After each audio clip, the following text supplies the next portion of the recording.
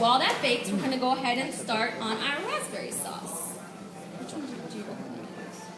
This one? Alright, the raspberry sauce is also something that's really easy, you'll see. I call it quick and dirty because it's quick, not dirty, but it's very quickly done.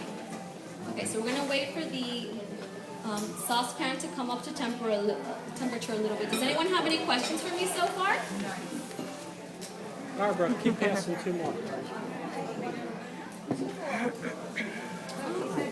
No, I think it's fine.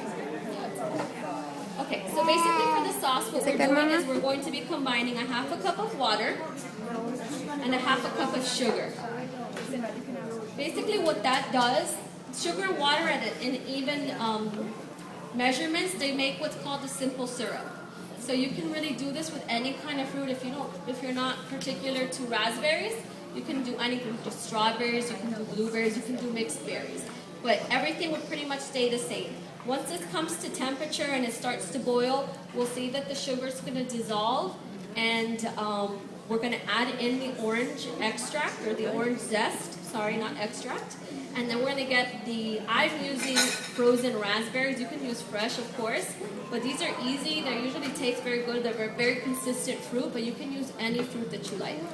And I'll just be using this. So I'm just going to wait for that to come up. I am going to, in the meantime, rinse this off really quickly. Nobody has any questions for me? Someone wants to know something about baking. I know that. Can a baby eat cake? You answered a corn syrup question.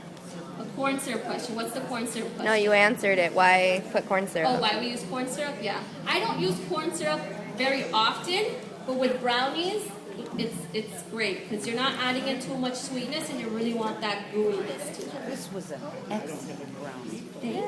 I'm glad you enjoy it. I like this brownie because it's not too chocolatey. It's fudgy, but it's still cakey, so it's not too sticky. And since we don't use nuts, we really cater to people that have a nut allergy. It doesn't have nuts, but if you like nuts, you can definitely add about a half cup of whatever nut you like. A lot of people like walnuts. Or what you could do is you can make, just get some chocolate syrup and maybe sprinkle some nuts on there if that's what you like.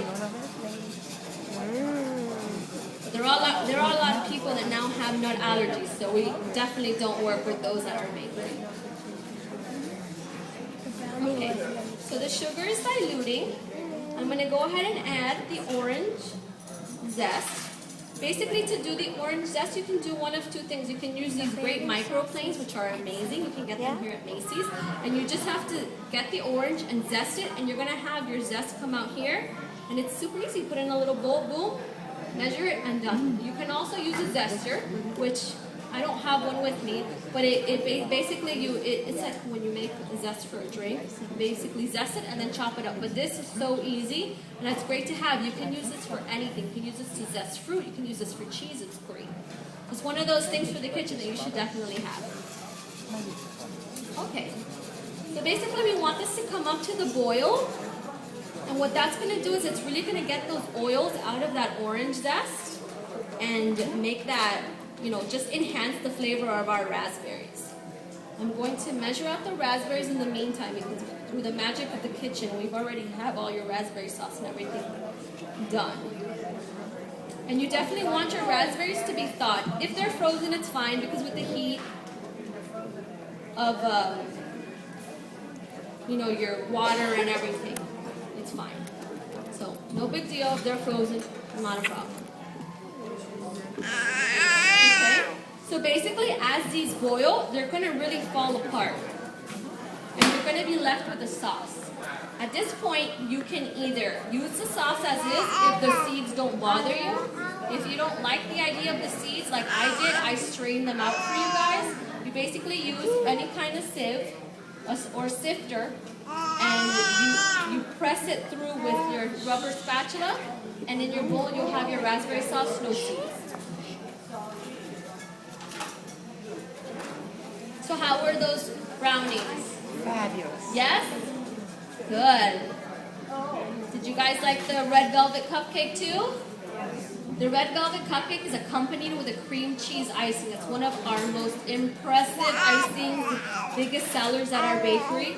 We couple it with everything. It's usually a standard icing for red velvet and carrot cake, but it goes great with vanilla, with chocolate, with lemon. We have a lemon cake and lemon cupcake at the bakery that everybody loves. We also have an orange one that with the cream cheese icing kind of tastes like an orange creamsicle. It takes you back to when you were a kid. Remember those creamsicles? I remember those. I say when I was a kid. I know I look like I'm 21, but I'm not.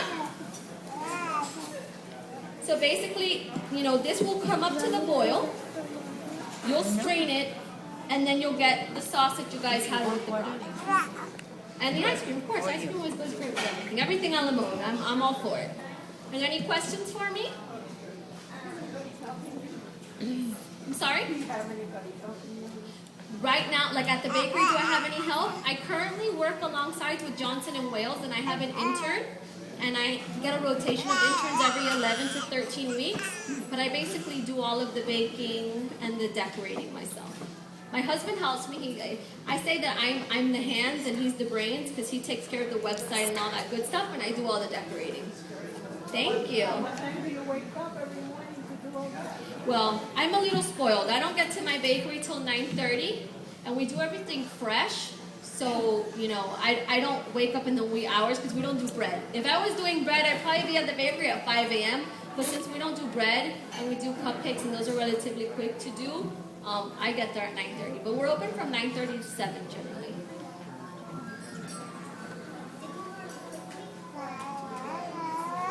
How to be a baker?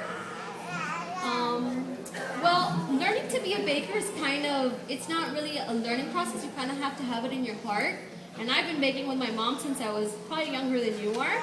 And since I liked baking so much, I decided that I wanted to initially I wanted to own my own restaurant, but food is really not my thing. I'm more a sweet person.